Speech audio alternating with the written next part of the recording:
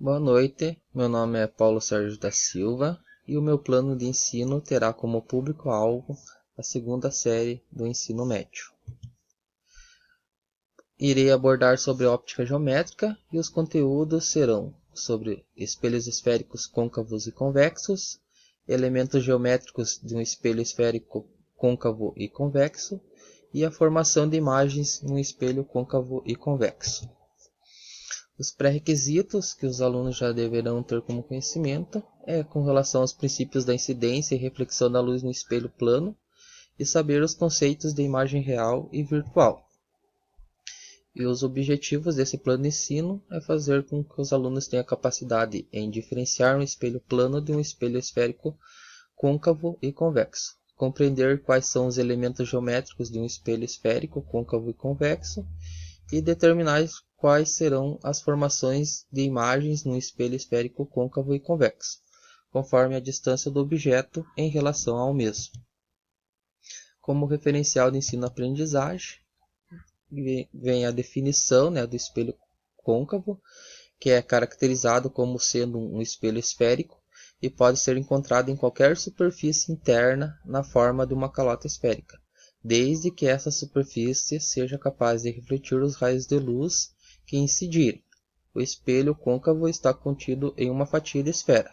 Essa fatia é chamada de calota esférica, e o reflexo está localizado na parte interna da calota. A definição para espelho convexo é que ele é caracterizado como sendo um espelho esférico e pode ser considerado para qualquer superfície externa na forma de uma calota esférica, que seja capaz de refletir a luz incidente. Ou seja, o espelho convexo é uma fatia de uma esfera. Essa fatia é chamada de calota esférica e por isso conhecido de espelho esférico. E a parte que reflete, polida, é a parte externa dessa calota. Aqui nessa figura mostra então uma calota esférica, demonstrando a superfície interna, que se trata de um espelho côncavo, e a superfície externa, que se trata de um espelho convexo. Os elementos do espelho côncavo, temos o E minúsculo, que é o eixo do espelho, o C, que é o centro de curvatura, o R, que é o raio de curvatura, o V maiúsculo, que é o vértice, o F maiúsculo, que vai ser o foco, e o F minúsculo, que vai ser a distância focal desse espelho. Com relação à formação de imagem em espelho côncavos, a primeira situação é quando o objeto real se encontra antes do centro de curvatura.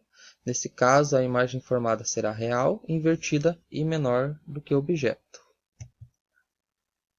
Caso o objeto real se localize no centro de curvatura, a imagem será real, invertida e do mesmo tamanho do objeto. No terceiro caso, o objeto se localiza entre o centro da curvatura e o foco. Nesse caso, a imagem formada é real, invertida e maior que o objeto.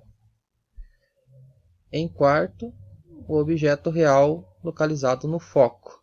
Nesse caso, a imagem será imprópria, ou seja, localizada no infinito.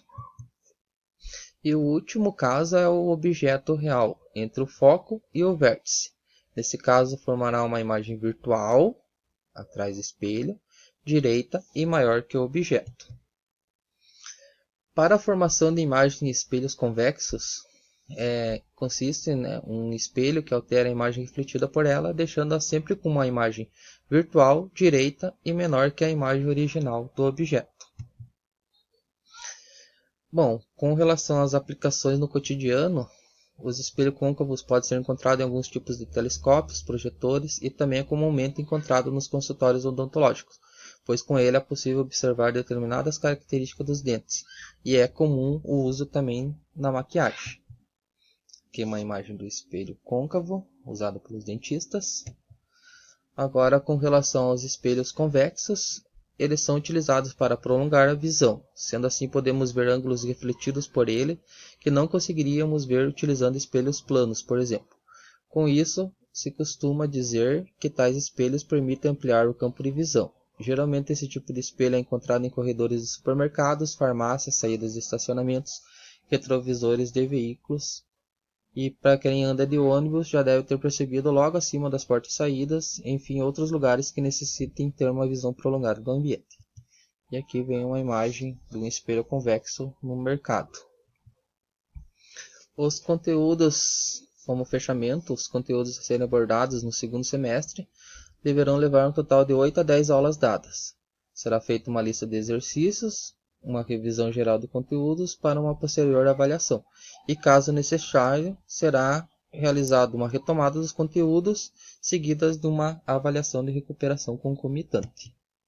Os recursos serão livros didáticos, quadro negro e giz, TV multimídia para apresentação de slides. Essas são as referências, porém há espaço para que novas referências aconteçam no decorrer da abordagem do conteúdo. Então é isso. Tenham todos uma boa noite e até mais.